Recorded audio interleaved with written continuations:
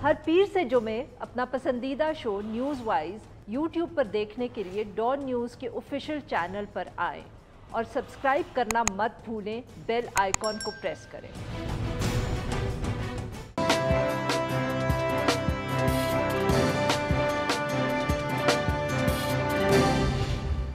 Welcome to news wise, मैं हूं आरिफा नूर। आज प्रोग्राम में सबसे पहले हम जिक्र करेंगे ऐवान के अंदर जो हुकूमती और अपोजिशन अराकीन के दरमियान जो एक लड़ाई हुल्लड़बाजी थी, उसका जो उसको थामने का फैसला किया गया और इसी हवाले से होने वाला जो मुआहदा है। तीन रोज़ के बाद, जिसके अंदर बदतमीज़ी भी हुई, गालम गलोच भी हुई, एक दूसरे के ऊपर मेंबर्स ने किताबें भी फेंकी, हैंड सैनिटाइजर्स की बोतलें भी मारी, फाइनली हुकूमत और अपोजिशन के दरमियान जो है वो सीज़ फायर हो गया है और दोनों तरफ के जो फ़रीक़ैन हैं उन्होंने ये फ़ैसला किया है कि अब ऐवान की जो कार्रवाई है उसको एक बावक़ार तरीके से चलाया जाएगा। गुज़िश्ता रोज़ स्पीकर कौमी असम्बली असद कैसर साहब ने ऐवान के अंदर जब बोतल फेंकने का वाक़या हुआ तो उसके बाद कार्रवाई को उन्होंने मुअत्तल कर दिया और कहा कि जब तक हुकूमत और अपोजिशन के दरमियान कोई एक अग्रीमेंट नहीं हो जाता कि प्रोसीडिंग्स को कैसे आगे बढ़ाना है पुरअमन तरीके से, तो वो नहीं पार्लियामेंट की प्रोसीडिंग्स को आगे चलने देंगे। स्पीकर की ज़ेर सदारत फिर हुकूमती और अपोजिशन अरकान की मीटिंग हुई और उसके बाद आज वफाकी वज़ीर फवाद चौधरी साहब ने ये ऐलान किया कि दोनों तरफ ने या दोनों फरीक़ैन ने ये फ़ैसला किया है, इत्तफ़ाक़ किया है कि अब ऐवान की जो कार्रवाई है उसको एक बावक़ार तरीके से चलाया जाएगा। इसके साथ साथ उन्होंने ये भी दावा किया कि हुकूमत ने अपोजिशन को कन्विंस कर लिया है, दरख्वास्त दी है कि जो डिप्टी स्पीकर कासिम सूरी साहब के ख़िलाफ़ तहरीक अदम एतमाद है उसको भी वापस ले लें। उम्मीद उन्होंने कहा यही है कि अपोजिशन ऐसा ही करेगी। इस ऐलान के बाद आज जब ऐवान की फ़ाइनली कार्रवाई शुरू हुई तो नहायत पुरसकून अंदाज के अंदर हुई। अपोजिशन लीडर शहबाज शरीफ साहब ने बहुत आराम से अपनी बहुत तवील जो उनकी बजट की तकरीर थी उसको मुकम्मल किया और जिसके अंदर उन्होंने ये वाज़े कर दिया कि ये जो बजट है ये अवाम दुश्मन है और अपोजिशन इसको किसी तौर पर पास नहीं होने देगी। इस सारे मामले के ऊपर गुफ्तगू करने के लिए आज हमारे साथ मोहसिन इकबाल साहब, सेक्रेटरी जनरल हैं Pakistan Muslim League Nawaz. Welcome to the show sir. Ahsan साहब, इट्स वेरी वेलकम न्यूज़ के अपोजिशन और हुकूमत के दरमियान एक अग्रीमेंट हो गया है, इत्तफाक हो गया है कि पार्लियामेंट की प्रोसीडिंग्स जो हैं उनको किस तरह चलाना है। पर सर बहुत अफसोस महसूस होता है कि जो 3 दिन के मनाजिर हमने देखे, इस तरह के मनाजिर देखने के बाद ही ये फैसला हुआ। अगर इसके बगैर या इससे पहले हो जाता तो सियासतदानों के लिए बहुत अच्छा रहता। सर जी आरफा साहबा, आपने बिल्कुल दुरुस्त कहा और हमें भी बहुत अफसोस है और हम सब शर्मसार महसूस करते हैं कि जो मनाजिर कौमी असम्बली से बाहर गए, लेकिन इसकी सारी की सारी जिम्मेदारी हुकूमत के बेंचेस के ऊपर है। चूँकि आज जो तकरीर कायदे हिज़्ब इख्तिलाफ ने की है, दरअसल ये तकरीर उन्होंने 14 तारीख को करनी थी और ये एक पार्लिमानी रवायत है कि बजट के ऊपर बहस का आगाज़ लीडर ऑफ अपोजिशन किया करते हैं। हमें नहीं मालूम कि कहाँ पर ये फ़ैसला हुआ था और जो बाद में हमें पता चला कि वज़ीर आज़म साहब की हदायत थी उनके पार्टी के अरकान को और इसी वजह से वज़रा पेश थे हूटिंग करने के अंदर और हुल्लड़बाजी के अंदर जो ऐवान के अंदर की गई। और जब उन्होंने शदीद किस्म की बेहुदा हुल्लड़बाजी की, यकीनन उसके जवाब में अपोजिशन के अरकान भी फिर एहतजाज में शरीक हुए। तो ये मनाजिर 3 दिन से जो चल रहे थे, 3 दिन से लीडर ऑफ अपोजिशन अपनी तकरीर करने की कोशिश कर रहे थे और जैसे आज हुकूमत के अरकान सर वो तो बिल्कुल सही है और हुकूमत की इसमें बहुत बड़ी जिम्मेदारी है। पर सर जो गाली गलोच अपोजिशन की तरफ से हुई, क्या हम फिर ये समझें कि वो भी आपकी लीडरशिप की इजाज़त से हुई है? नहीं, देखिए, जो कुछ अपोजिशन ने अगर किसी जगह उसमें जवाब दिया या उसमें कोई नाजेबा बात हुई, वो नहीं होनी चाहिए थी।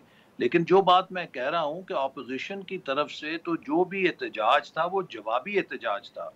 ये सब कुछ इंस्टिगेट तीनों दिन हुकूमत की तरफ से हुआ जब भी लीडर ऑफ अपोजिशन तकरीर के लिए खड़े हुए। देखिए ना, मुझे इस बात का जवाब दीजिए, कि अपोजिशन के अराकीन को क्या इंसेंटिव हो सकता है कि वो अपने लीडर की तकरीर के दौरान हंगामा आराई होने दें। वो तो यही चाहते हैं कि उनके लीडर की आवाज़ खामोशी के साथ सुनी जाए ताकि उनका पैगाम पूरी दुनिया तक पहुंच सके। हमारा तो यही इंसेंटिव है कि लीडर ऑफ अपोजिशन की तकरीर के दरमियान किसी किस्म का कोई हंगामा ना हो। ये तो हुकूमत की तरफ से एक सर फैसला था जिसका उन्होंने इजहार किया कि पीएम साहब ने उन्हें हदायत की है कि लीडर ऑफ ऑपोजिशन को तकरीर नहीं करने देनी। और आज भी जब हम गए तो तकरीबन 2-2.5 सर वो घंटे आप पे भी 3 यही घंटे हम इल्जाम बैठे थे। लगाते हैं, बट खैर एज आई सेड, अब कि किसने शुरू किया या नहीं किया, हुकूमत की ऑफ कोर्स ज्यादा जिम्मेदारी बनती है, बट सर गाली नहीं गलौज नहीं नहीं अगर नहीं हम नहीं नहीं ये शुरू ऑपोजिशन की देखिए तरफ से भी देखते आरफा हैं साहब लेटेस्ट तो नहीं नहीं तो मैं नहीं सर, आपको सिर्फ सिर्फ एक बात सवाल शुरू करने की बात नहीं है। अगर आपसे कोई बदतमीजी करे तो अगर आप भी जवाब में गाली दें तो फिर कहीं ना कहीं तो आपसे भी, आप मायने मैं किसी की भी बात जनरल कर रही हूँ तो सवाल तो पूछा जाएगा ना सर, कि एक तरफ से गाली आई तो दूसरी तरफ से भी अगर गाली आएगी तो फिर फर्क क्या रह गया। देखिए हमने कोई ऐसी गाली नहीं दी कि जिसको टीवी के ऊपर चलाते हुए हमें शर्मसारी हो। ऐसी कोई ऑपोजिशन ने गाली सर नहीं दी मैं अब कि जिसे हम फुटेज चला सकते हैं वो जो आप सरकार के बारे में चला कुत्ते लें और कोई बिल्ली जैसे ना अल्फाज किसी की इस्तेमाल कर रही है ना ऑपोजिशन, किसी वो भी की सही तो ना नहीं है ना किसी सर। की मेरी सुन लीजिए ना किसी की बहन को गाली गाली जी दी है, ना किसी की माँ को गाली दी है, ना किसी के बाप को गाली दी है, ना किसी के भाई को गाली दी है। हमारी तरफ से कोई ऐसी गैर अखलाकी नहीं हुई जिस तरह के हुकूमत के अरकान ने जो कुछ गाली गलोच और मुग़ल्लज़ात बोले हैं। और अगर उसके जवाब में कोई एहतजाज किया हमारे लोगों ने या कोई बुरा भला कहा है तो वो एक हद से आगे नहीं गए हैं। लेकिन मैं फिर आपसे कहूँगा, मुझे आप ये बताइए कि ऑपोजिशन को क्या इंसेंटिव है कि वो अपने लीडर ऑफ ऑपोजिशन की तकरीर में खलल डालें।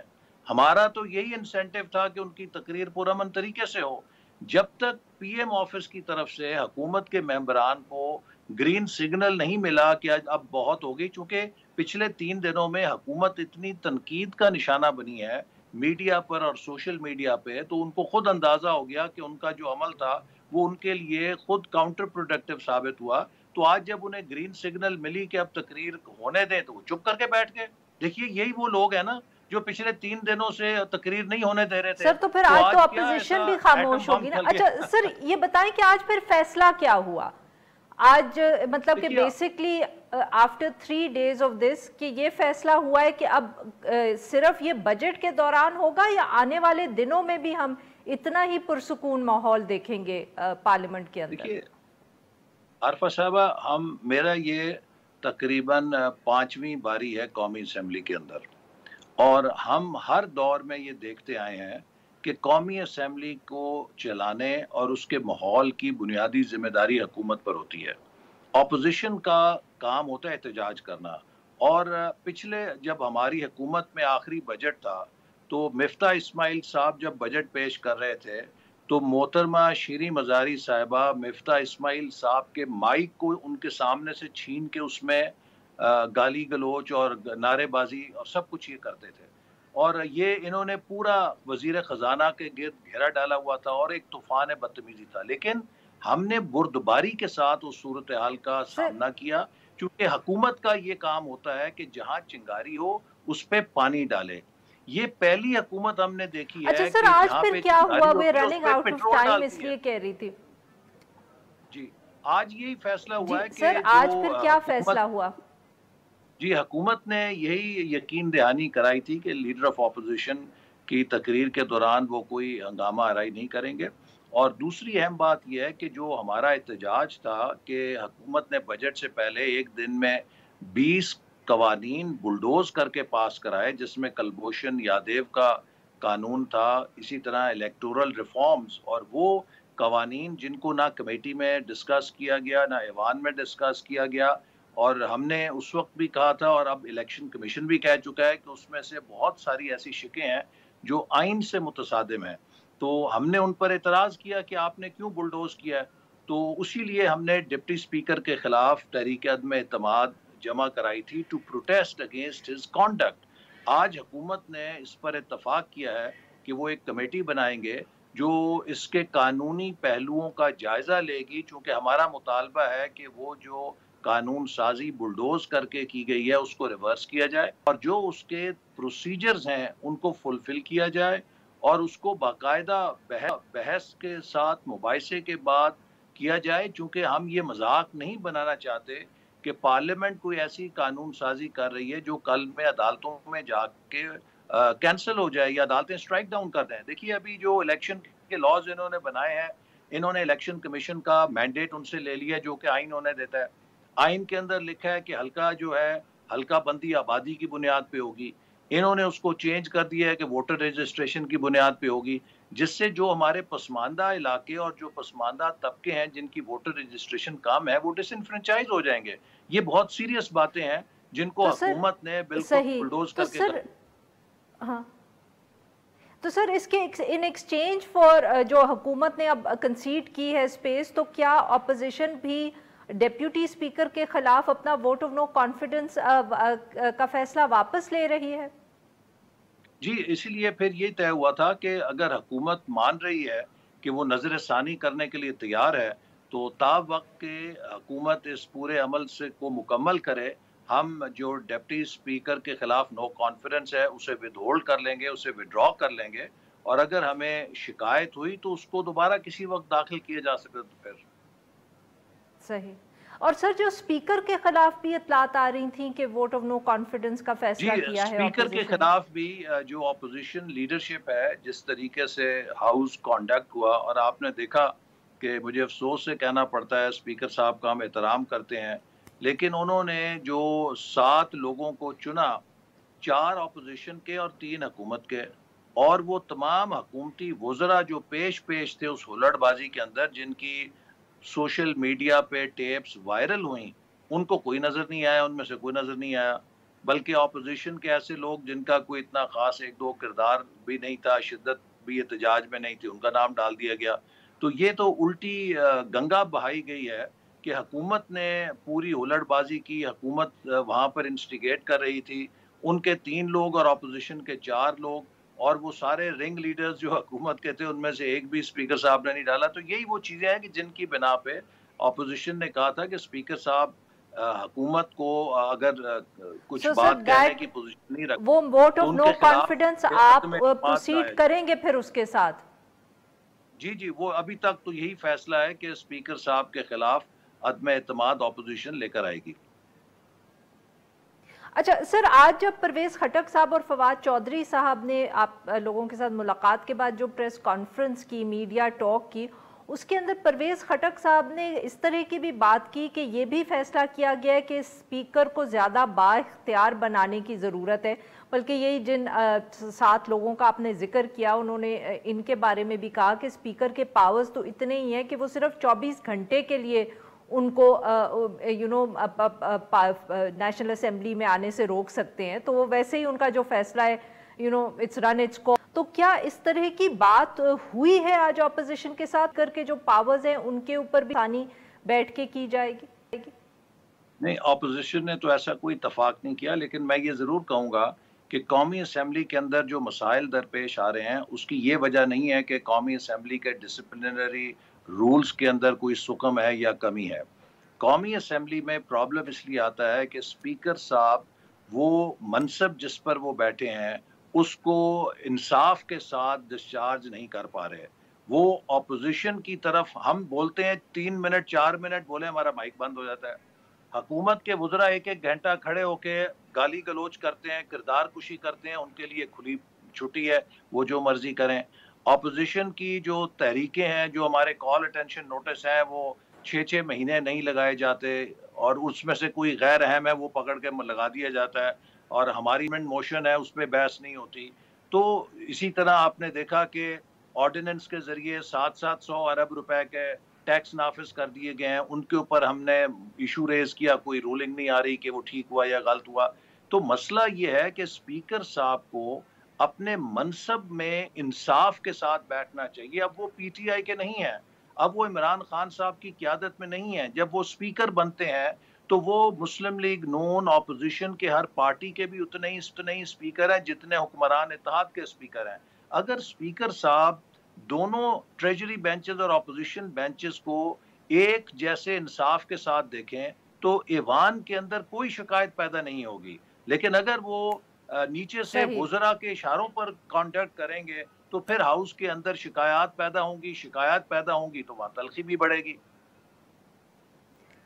अच्छा सर, ये बताइएगा कि ये इस इशू पे इत्तेफाक हुआ है कि नहीं? जैसे आज फवाद चौधरी साहब ने कहा कि अब दोनों तरफ से जो है कोई तज़हीक नहीं किसी की जाएगी, तनकीद ज़रूर हो मगर तज़हीक ना हो। मतलब कि आज जो प्रोसीडिंग्स हमने पार्लियामेंट की देखी हैं, क्या हम अब ये कह सकते हैं कि आने वाले दिनों में चाहे बजट के सेशन के बाद भी हम इतनी ही खामोशी और अमन देखेंगे पार्लियामेंट की प्रोसीडिंग्स के हवाले से? या जैसे आप कह रहे हैं कि ऑपोजिशन का तो हक है एहतजाज करना और वो हमें नजर आएगा? देखिए, ऑपोजिशन यकीनन जब उसको बोलने नहीं दिया जाता वो एहतजाज करती है। और मैंने जैसे अभी आपसे कहा कि अगर स्पीकर साहब ऑपोजिशन को टाइम देंगे, उनको वक्त देंगे बोलने का, तो शिकायत कभी नहीं होगी, और शिकायत नहीं होगी तलखी भी नहीं होगी। लेकिन इसके साथ साथ मैं फिर ये बात दोहराऊंगा कि कौमी असम्बली का जो टेम्परेचर है, कौमी असम्बली का जो माहौल है, उसकी कुंजी हुकूमत के पास है। हुकूमत बदकिस्मती से जो 4-5 वुज़रा चलाते हैं, ये परवेज़ खटक साहब तो बहुत धीमे से और सुलह कुन बंदे हैं, लेकिन इमरान खान साहब जिन वुज़रा की बातें सुनते हैं, ये वो टीम है जो आज हुकूमत में 3 साल आने के बाद भी डी चौक के कंटेनर पे ही खड़ी है। और ये समझते हैं कि अगर हमने 2-4 गालियां अपोजिशन को नहीं निकाली, उनकी किरदार कुशी नहीं की, उन पर सर अब इल्जामात तो नहीं लगाए, अपोजिशन भी उसी डी चौक के कंटेनर पे खड़ी हुई है। हमें शिकायत तो ये है। अपोजिशन आरफा साहबा, अपोजिशन तो होती कंटेनर पे है। अपोजिशन का काम है कि वो एहतजाज करे। अपोजिशन तो हुकूमत के खिलाफ एहतजाज ही करती है, लेकिन ये हुकूमत का काम अच्छा होता तो सर है फिर आप बेसिकली ये कह रहे हैं कि जो आज फवाद चौधरी साहब ने ये मीडिया टॉक में बात की, उनको आपस में साथ मिलाए। देखिए, हमने 5 साल ऑपोजिशन का बदतरीन एहतजाज देखा है। यही इमरान खान साहब हैं, परवेज खटक साहब हैं, कंटेनर पे खड़े होकर गालियां निकालते थे। आप परवेज खटक साहब को किसी दिन प्रोग्राम में बुलाइए और पूछिए कि जब सुबह ये हमारी वजारतों में, प्लानिंग में या वाटर एंड पावर में या पेट्रोलियम में जाते थे, इनके एहतराम उसी तरह किया जाता था जैसे शहबाज शरीफ साहब का वजीर आला पंजाब के तौर पे किया जाता था। हमने एक इंक्लूसिव अंदाज में हुक्मरानी की है, इसलिए इतने बड़े बड़े काम कर गए हैं। हुक्मरानी करने के लिए आपको लोगों को साथ लेके चलना पड़ता है, यकजहती कायम करनी पड़ती है। लेकिन अगर आपके जहन में ये खब्त सवार हो जाए कि हम ही पाकिस्तानी हैं और हम ही बस एक दयानतदार हैं, बाकी सब चोर हैं, बाकी सब गद्दार हैं, तो उससे मुल्क नहीं चलते, उससे निज़ाम नहीं चलते। जो डेमोक्रेसी है उसकी एसेंस ही ये है कि आप इख्तलाफ को कबूल करें। लेकिन अगर आप इख्तलाफ को ईमान बना देंगे कि ये ईमान और कुफर का मसला, तो फिर उसके साथ नहीं चलता। और ये मुझे अफसोस से कहना पड़ता है कि इमरान साहब ने अपने फॉलोअर्स को बजाय स्पोर्ट्समैन स्पिरिट देते उन्हें ट्रू डेमोक्रेट्स बनाते, उनको भी फैशिस्ट बना दिया है। बहुत शुक्रिया सर, आपने हमसे नाजरीन यहाँ पे लेंगे एक छोटा सा ब्रेक, और जब हम ब्रेक से वापस आएंगे तो हम बात करेंगे लाहौर में जो एक मदरसे में तालिब इल्म से ज्यादती का मामला हुआ। Stay with us.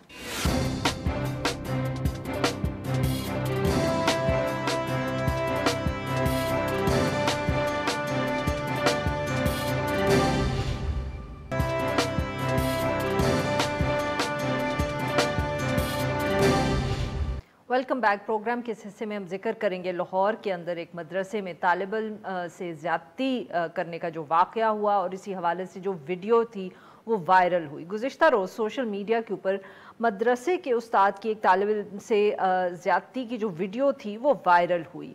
वीडियो में नज़र आने वाले उस्ताद की आइडेंटिफिकेशन यानी कि शनाख्त की गई कि वो जमीयत उलमा इस्लाम लाहौर के नायब अमीर मुफ्ती अजीज़ुर रहमान हैं।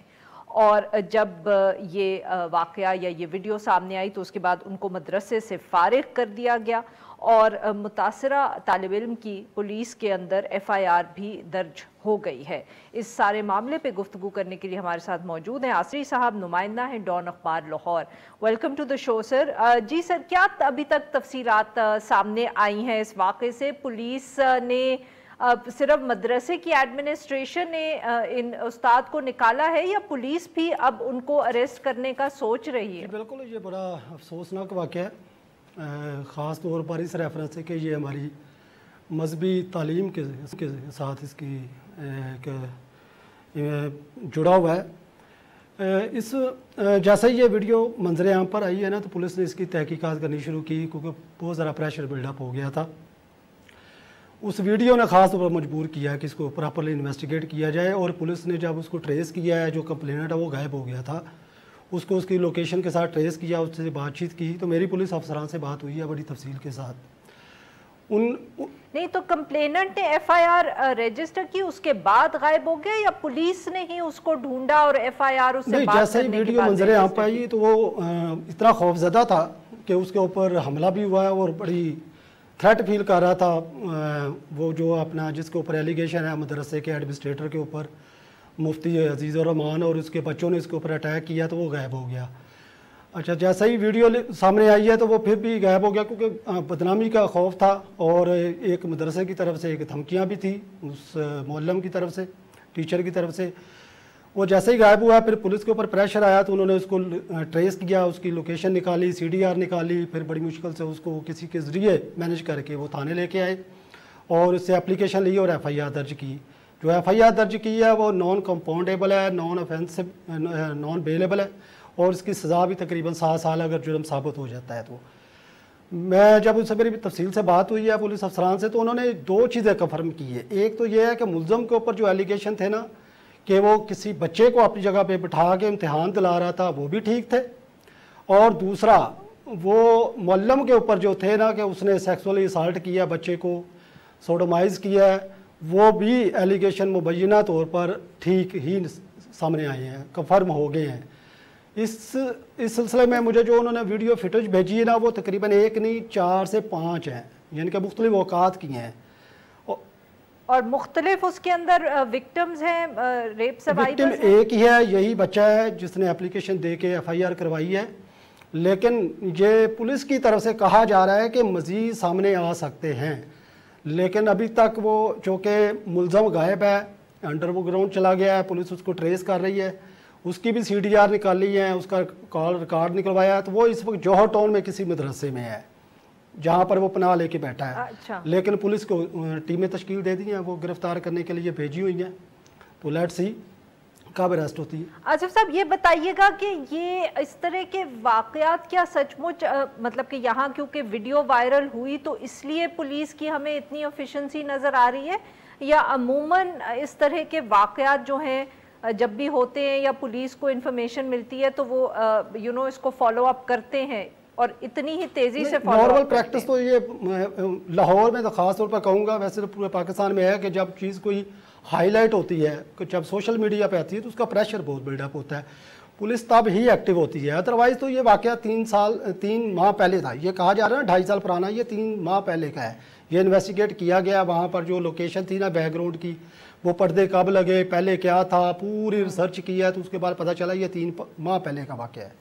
तो अब उस बच्चे की क्या इत्ला है जिसको आप कह रहे हैं कि मतलब कि मदरसे से भी धमकियां मिलती रही हैं, तालिब इल्मों ने भी शायद उसको मारा है? हाँ, ये बच्चा अभी तो खैर लाहौर में ही है, पीछे रहने वाला है सवात का।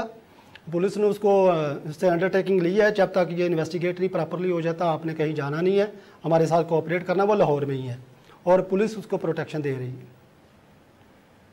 सही। और सर ये बताइएगा कि क्या पुलिस अब मदरसे के और तालिब इल्मों से भी तफ्तीश कर रही है इस तरह के और इल्ज़ामात के हवाले से? बिल्कुल, उन्होंने बच्चों को ग्रिल किया है, क्वेश्चन किया है, पूछा है बच्चों से, और कुछ बच्चों ने इसकी तरह इशारा किया है कि ये पहली दफ़ा वाक़या नहीं हुआ, अक्सर होते रहते हैं, लेकिन अभी तक ये साबित नहीं हो सका कि किसी और बच्चे के साथ भी हुआ है, कोई सामने आ नहीं रहा।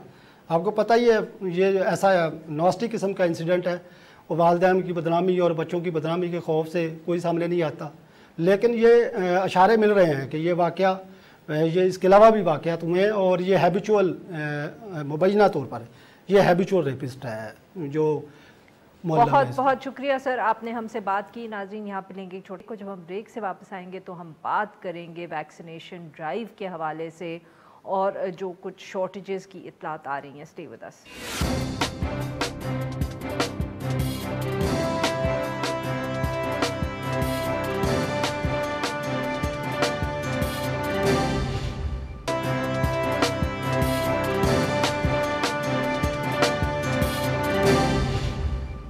Welcome back. प्रोग्राम के इस हिस्से में हम जिक्र करेंगे मुल्क के मुख्तलिफ हिस्सों में जो कोरोना वैक्सीन की अदम दस्तयाबी की खबरें आ रही हैं और इसी हवाले से जो हुकूमती ऐलानात हैं।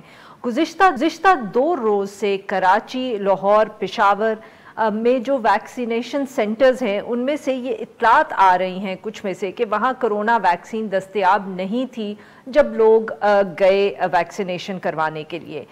मीडिया के अंदर जो खबरें इस हवाले से फिर आई, उन्होंने ये इशारा भी दिया, हम कह सकते हैं कि एक बहरान की सी सूरत हाल भी पैदा हो सकती है, शॉर्टेज सीरियस भी हो सकती है। मीडिया रिपोर्ट्स के मुताबिक मुल्क के काफ़ी ऐसे शहर हैं जिसमें वैक्सीन की जो अदम दस्तयाबी है उसकी वजह से जो दूसरी डोज लगनी थी या वैक्सीन की जो स्टोरेज हुई थी दूसरी डोज के लिए, वो भी जो पेशेंट्स हैं या लोग हैं उनको पहली डोज की तौर पे लगाई जा रही है। और इसकी वजह से ये खदशा पैदा हो रहा है कि जिन लोगों को जब दूसरी डोज लगानी होगी या लगवानी होगी तो उनके लिए वैक्सीन नहीं होगी, और ये अगर वक्त जो है उनका वो गुजर गया दूसरी डोज का तो उससे फिर कितना असर पड़ता है इम्यूनिटी के ऊपर। दूसरी तरफ जो वजारत सेहत है उनका ये मौक़िफ़ है कि वैक्सीन की जो किल्लत है इसकी ज़िम्मेदारी वफाक के ऊपर नहीं है, बल्कि ये वैक्सीन सेंटर्स के अंदर कितनी वैक्सीन एक वक्त में भेजनी है, कितने लोगों को लगानी है, ये सूबाई हुकूमत की जिम्मेदारी है। इस सारे मामले पे गुफ्तगू करने के लिए आज हमारे साथ मौजूद प्रोफेसर सुल्तान साहब, वज़ीर आज़म के मामले खसूसी बराए सेहत। Welcome to the show doctor साहब। जी डॉक्टर साहब, 1-2 दिनों से बहुत ये खबरें आ रही हैं कि फलाने सेंटर में लोग गए तो वैक्सीन नहीं लगी उन्हें क्योंकि शॉर्टेज हो गई थी, और बहुत जगहों से इस तरह की इत्तला आ रही है। Sir, how serious are these and how worried should we be? बहुत शुक्रिया जी। ये जो इत्तलात आ रही हैं बिल्कुल आपने सही बताया, ये दुरुस्त हैं। मुल्क भर से हमें भी ये इत्तलात आती रही हैं। मीडिया के अलावा हमें अपने ज़राए के थ्रू भी पता है कि बहुत सी जगहों के ऊपर टेम्प्रेरी शॉर्टेजेस आई हैं। सबसे पहले तो मैं आपको एक चीज़ बता दूं कि इसमें ये किसी सूरत भी वफाक या सूबों या इनकी अलहदगी की या इनके अलहदा जिम्मेदारियों का मसला नहीं है। ये एक कंसोलिडेटेड और जॉइंट एफर्ट है। और सबसे पहले मैं, before I say anything else, मैं ऑन रिकॉर्ड ये लाना चाहता हूँ अपनी अप्रिसिएशन जो हमारे प्रोविंशियल कॉलीग्स हैं, हमारे हेल्थ मिनिस्टर्स सारे सूबों के, उनकी teams, doctor Yasmin, doctor Taimur साहब, डॉक्टर अजरा, हमारी बलोचिस्तान में डॉक्टर बुलीदी और उनकी टीम, और इनफैक्ट तमाम फेडरेटिंग यूनिट्स में उन्होंने बहुत मेहनत से इस लास्ट माइल को, ये लास्ट माइल की जो कुछ शॉर्टेजेस आई हैं या गैप्स आए हैं उनको कवर करने की कोशिश की है। तो पहली तो ये बात। वफाकी लेवल पे जहाँ तक टोटल तादाद है वैक्सीन्स की, वो हम तो, हमारे पास उसकी डायरेक्ट विजिबिलिटी होती है और फिर हमें उसकी डिस्ट्रीब्यूशन भी पता होती है। तो एक तो ये कि अभी टोटल तादाद जो है वो ऐसी नहीं कि हम कहें खुदा न खास्ता वैक्सीन ख़त्म हो गई हैं। मिसाल के तौर पे कल यानी गुज़िश्ता रोज़ 16 तारीख को भी 4 लाख से ज़्यादा डोजेज़ लगी हैं। 4 लाख से ज़्यादा, ये हमारी मैक्सिमम जो हमारा रिकॉर्ड डे है उसके करीब करीब की डोजेज़ लगी हैं। तो ऐसा नहीं कि डोजेज लग नहीं रही, लेकिन सर बट माफ करिएगा आपकी बात यहाँ काट रही हूँ कि क्या ये 4 लाख का फिगर अब हम रोज मेंटेन कर पाएंगे? क्योंकि शुरू के जब वैक्सीनेशन कैंपेन शुरू हुई थी तो आप और असद साहब यही कहते थे कि हमें इवेंचुअली इसको बिल्ड अप करना है जब तक रोज की 5 लाख वैक्सीन नहीं लगती या 5 लाख लोग वैक्सीनेट नहीं होते।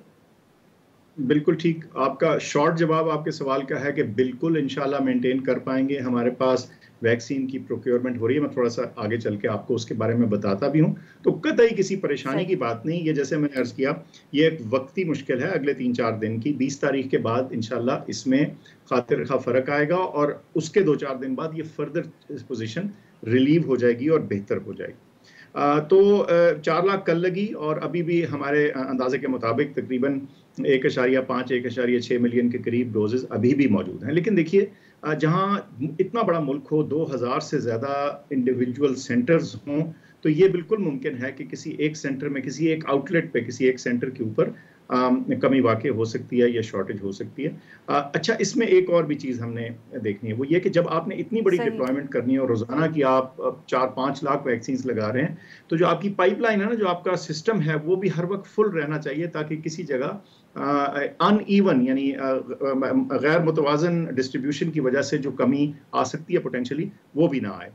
तो इसमें जो हमारी प्रोक्योरमेंट एजेंसी है वो NDMA है जो खरीद रही है, और मिनिस्ट्री ऑफ हेल्थ उनके साथ शामिल है इस एफर्ट और काम में। और वो मैं आपको बता सकता हूँ कि इंतहाई जिम्मेदारी के साथ, तनदही के साथ, मेहनत के साथ, और दिन में पता नहीं कितनी कितनी दफ़ा फॉलोअप के साथ वो इस चीज़ को मुमकिन बना रहे हैं कि वैक्सीन आएँ। और आइंदा आने वाले दिनों में आप देखेंगे कि तमाम वैक्सीन, तमाम किस्म की वैक्सीन की इजाफी तादाद आएगी। और मैं समझता हूँ कि पाकिस्तान उन मुल्कों में है, और हम पहले ये बात कर चुके हैं, जहाँ कई किस्म की जो मुख्तलिफ वैक्सीन हैं वो इस्तेमाल हो रही हैं और होंगी।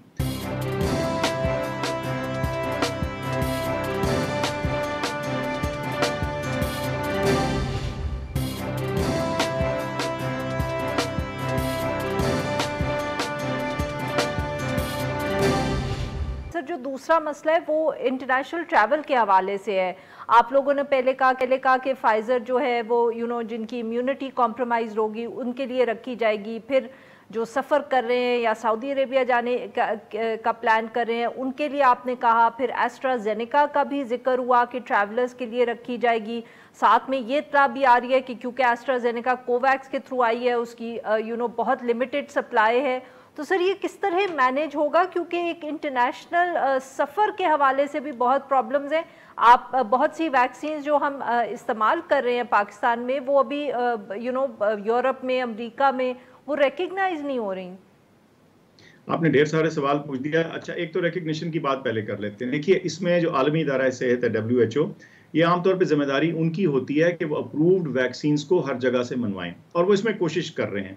अगेन ये एक थोड़ी सी वैक्सीन फेमिलियरिटी कह रहे हैं, नेशनलिज्म कह रहे हैं, मेरी वैक्सीन आप वाली से बेहतर वाला सिचुएशन है, थोड़ी सी ये सेटल भी कर जाएगी उसकी वजह कि अगर दुनिया का ट्रैवल का निज़ाम चलना है तो अप्रूव्ड वैक्सीन लोगों को माननी पड़ेंगी। लेकिन इस दौरान हमने कोशिश की है कि एस्ट्राजेनेका लगा दी जाए उन लोगों को जिनको की ज़रूरत है, और 18 से ऊपर तमाम मर्द और 40 से ऊपर की ख़वातीन को भी उसकी इजाज़त है, तो वो भी इस्तेमाल हो रही है। लेकिन इस वक्त सिर्फ वाहिद मुल्क, जहाँ तक जो मेरी इंफॉर्मेशन के मुताबिक, सिर्फ वाहिद मुल्क सऊदी अरेबिया है जिसने एक एब्सोल्यूट नीड फॉर ट्रैवल इस तरह से लगा रखी है। बाकी जगहों में वैक्सीन के ऊपर कुछ स्पेसिफिक बंदिश नहीं, सिर्फ यह है कि हर कोई अक्सर औकात ये जो बच्चे तालीम के लिए यूनिवर्सिटियों में जा रहे हैं, यंग लोग, या कुछ लोग जॉब्स के लिए जा रहे हैं, वो वहाँ जाके भी लगवा सकते हैं, लेकिन जाहिर है फिर उसमें कुछ ताख़ीर आती है। तो इस सारी चीज़ को अबूर करने के लिए वी आर मेकिंग श्योर कि ये तमाम रंग व नस्ल की वैक्सीन्स जो हैं ये पाकिस्तान में अवेलेबल हों। Sinopharm, CanSino, Pfizer, Sinovac, AstraZeneca, Sputnik, और आप देखेंगे कि ये सब की सब अच्छी तादाद में इंशाल्लाह आपको आइंदा आने वाले दिनों और हफ्तों में इनकी फराहमी और परचेज होती नजर आएगी। सर, जो पाकिस्तान के अंदर हम वैक्सीन बना रहे हैं, मैन्युफैक्चर कर रहे हैं, क्योंकि ज़्यादातर उसके कंपोनेंट्स तो चीन से ही आ रहे हैं, हम we just putting it together, sir उसकी भी WHO से रिकग्निशन का कोई प्रोसेस आगे बढ़ा है? क्योंकि और वो कब तक आप लोगों को यहाँ लगाना शुरू करेंगे?